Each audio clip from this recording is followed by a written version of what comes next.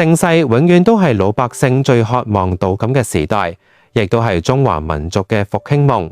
自古以嚟，百姓一直都有強烈嘅盛世情結。回眸5000年中華史，要唔係強敵入侵，要唔係內亂頻發，要唔係暴君執政，要唔係奸臣當道，天下蒼生能夠真正過上平和安寧嘅歲月靜好嘅日子並唔長。因此，百姓渴望盛世嘅心情極為強烈同迫切。史上最爛嘅大一統王朝，非西晉莫屬。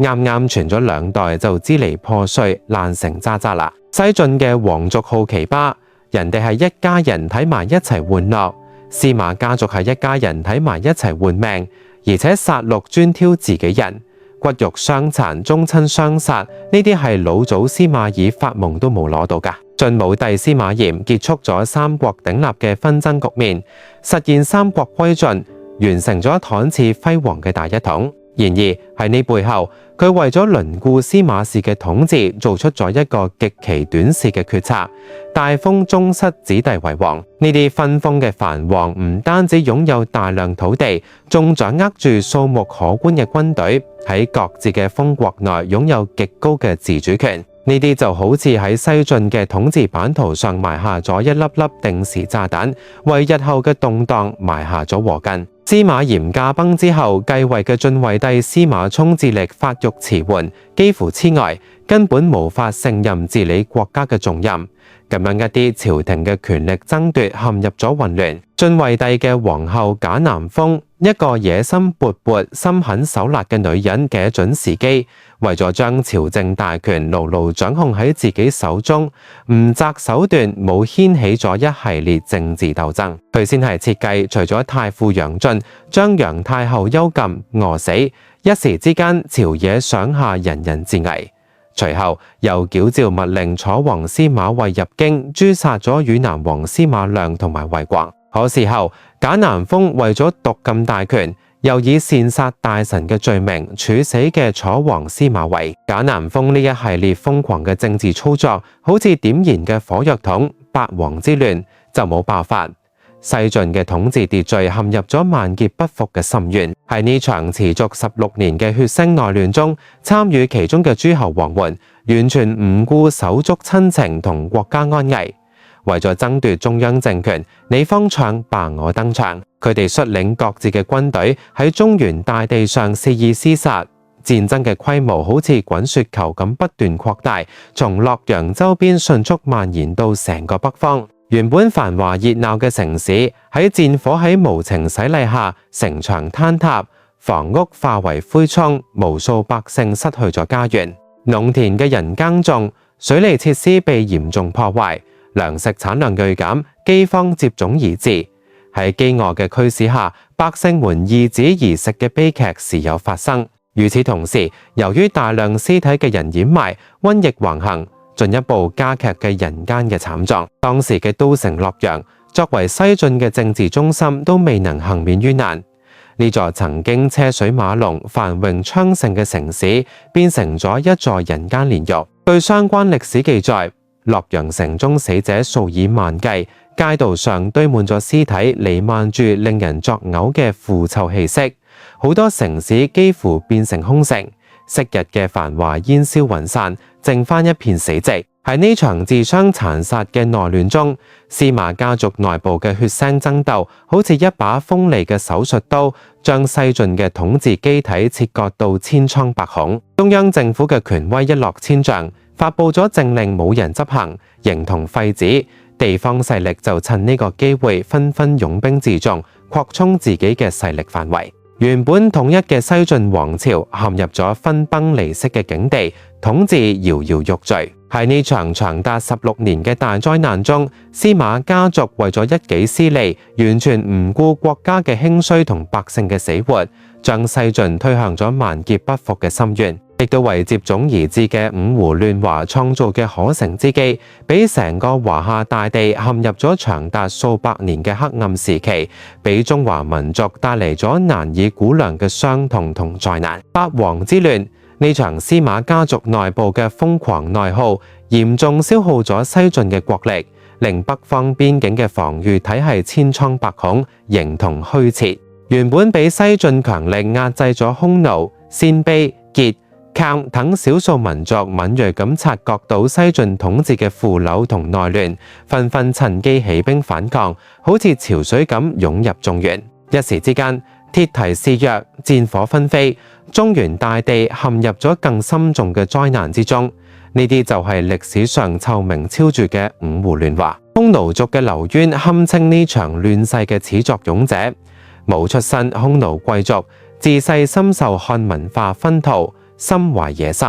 喺西晉內亂之際，劉淵抓住時機，利用匈奴部落對西晉嘅怨恨，以恢復漢室為旗號，喺左國城而家山西呂梁市荒山縣境內建立咗漢趙政權。劉淵憑藉卓越嘅軍事才能同領導智慧，迅速聚集起一支強大嘅軍事力量，率先對西晉發起大規模進攻，好似一記重錘，狠狠咁砸向西晉政權。公元311年，劉淵個仔劉聰繼承父志，派大將呼延晏、王離等人率領大軍長曠直入，直逼洛陽。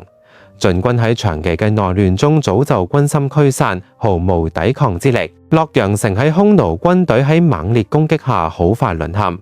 匈奴軍隊入城之後，展開咗慘絕人寰嘅大屠殺，燒殺搶掠，無惡不作。皇宮被洗劫一空，珍寶被搶奪殆盡，無數宮女同百姓慘遭殺害。昔日繁華嘅都城洛陽，瞬間淪為人間煉獄。晉懷帝司馬熾喺混亂中被俘，被押解到平陽。而家山西臨汾市最終慘遭毒殺。呢一事件史稱永嘉之亂。永嘉之亂後，西晉嘅殘餘勢力並冇就冇放棄，佢哋喺長安擁立晉嘅帝司馬駕，試圖延續西晉嘅統治。然而呢個時候喺西晉已經好似風中殘燭，搖搖欲墜。匈奴軍隊喺攻陷洛陽之後，並冇停低進攻嘅腳步，繼續揮師西進，對長安發起咗猛烈嘅攻擊。長安城中糧食短缺，百姓餓喺遍野，晉軍士氣低落，難以組織有效嘅抵抗。正係4年之後，即公元316年，長安被匈奴軍隊攻破，晉族帝無奈出城投降。至此，西晉宣告滅亡，一個短暫嘅大一統王朝喺內外交困中轟然倒塌。西晉滅亡之後，北方地區陷入咗長達100幾年嘅混亂時期，多個少數民族政權相繼崛起，互相混戰，史稱16國時期。喺呢一時期，政權更迭好似走馬燈咁頻繁，前趙、後趙、前燕、後燕、南燕、北燕、前秦、後秦、西秦、成漢、夏等嘅政權你方唱罷我登場，戰爭連綿不斷，百姓生活喺水深火熱之中。喺呢啲少數民族政權中唔乏殘暴之徒。繼續建立咗後趙政權，佢嘅統治者石虎堪稱暴君中嘅典範。喺篡位期間，窮兵黽武，大興土木，為咗滿足自己嘅私欲，強使百姓服勞役，導致無數百姓家破人亡。石虎仲中意殺人取樂，佢喺軍隊所到之處燒殺搶掠，無惡不作。漢族人民更加遭受咗殘酷嘅迫害。佢哋嘅統治下，北方地區嘅漢族人口數量急劇減少，好多地方十室九空。除咗戰爭同屠殺，漢族人民仲遭受咗嚴重嘅奴役。少數民族統治者將漢族百姓視為奴隸，隨意驅使，俾佢哋從事繁重嘅勞動，生活苦不堪言。喺呢一種殘酷嘅壓迫下，北方嘅社會經濟遭到咗毀滅性嘅打擊，農業生產停滯不前，商業貿易幾乎中斷，成個北方經濟陷入咗崩潰嘅邊緣。與此同時，北方嘅文化都遭到咗嚴重嘅破壞。好多珍貴嘅典籍喺戰火中被焚毀，無數文人學者慘遭殺害，傳統嘅儒家文化同禮儀制度受到咗極大嘅衝擊。中華文明面臨住前所未有嘅危機，好似置身咁黑暗咁深淵，睇唔到一絲曙光。西晉嘅五胡亂華喺浪潮中轟然崩塌，司馬家族嘅殘餘勢力好似驚弓之鳥，倉皇南渡。喺江南士族嘅支持下，佢哋建立起東晉政權。然而呢個新生嘅政權從誕生之始就被陰霾所籠罩，陷入咗內部權力鬥爭同埋外部軍事威脅嘅雙重泥沼之中。東晉初期，琅邪王氏憑藉喺司馬睿稱帝過程中嘅擁立之功，權勢滔天。王導喺朝中把控朝政，王敦則喺外手握重兵，時人謂之王與馬共天下。司馬氏皇室嘅權力被嚴重架空，淪為世家大族操控嘅傀儡。晉元帝司馬睿唔甘心皇權旁落，試圖削弱王氏勢力，卻遭到王敦嘅起兵反叛。王敦大軍直逼建康，而家江蘇南京，司馬睿無力抵抗，最終憂憤而死。此後，虞氏、桓氏、謝氏等世家大族輪流登場，喺政治舞台上爭權奪利。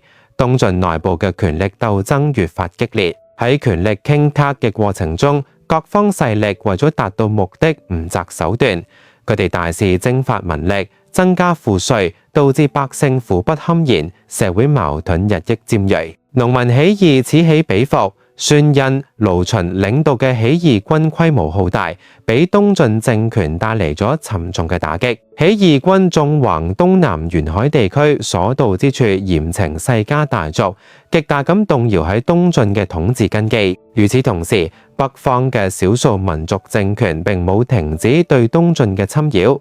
前秦苻堅統一北方之後，妄圖一舉吞併東晉，實現全國統一。公元383年，苻堅親率100萬大軍南下，同東晉軍隊嘅淝水對峙。東晉嘅宰相謝安嘅指揮下，憑借出色嘅戰略戰術同頑強嘅鬥志，以少勝多取得咗淝水之戰嘅勝利。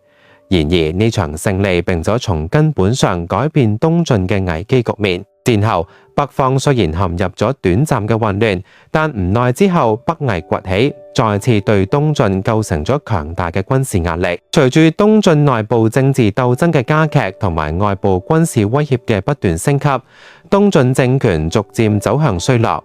喺呢個過程中，劉裕憑借卓越嘅軍事才能同政治智慧逐漸嘅露頭角。佢先後平定嘅孫恩、盧循起義，消滅咗桓玄等割據勢力，北伐南燕、後秦，收復咗大片失地，威望如日中天。劉裕喺掌握喺東晉嘅軍政大權之後，野心勃勃，開始謀劃代晉稱帝。公元420年，劉裕見時機成熟，逼進攻帝師馬德文禪位，建立咗劉宋政權，東晉宣告滅亡。司馬家族喺經歷咗西晉嘅內亂、東晉嘅傀儡生涯以及多次政權更迭之後，勢力已經被嚴重削弱。劉裕為咗斬草除根，防止司馬家族東山再起，對司馬氏展開咗殘酷嘅屠殺。司馬家族成員依唔就被殺害，依唔就隱姓埋名。曾經顯赫一時嘅皇室家族，最終落得個滅族嘅悲慘下場。司馬家族作為西晉同東晉嘅皇室，本應秉持住家國天下嘅理念，治理國家，造福百姓。然而，佢哋卻因內部嘅爭權奪利同埋腐朽統治，導致西晉爆發八王之亂，國力耗盡，引發五胡亂華，使中原大地生靈塗炭。東晉時期，司馬氏又無法擺脫世家大族嘅控制，導致國家遭3期內憂外患。佢哋嘅種種行徑，俾中國歷史帶嚟咗長達數百年嘅黑暗時期，無數百姓流離失所，中華文明遭受莊4、昌4、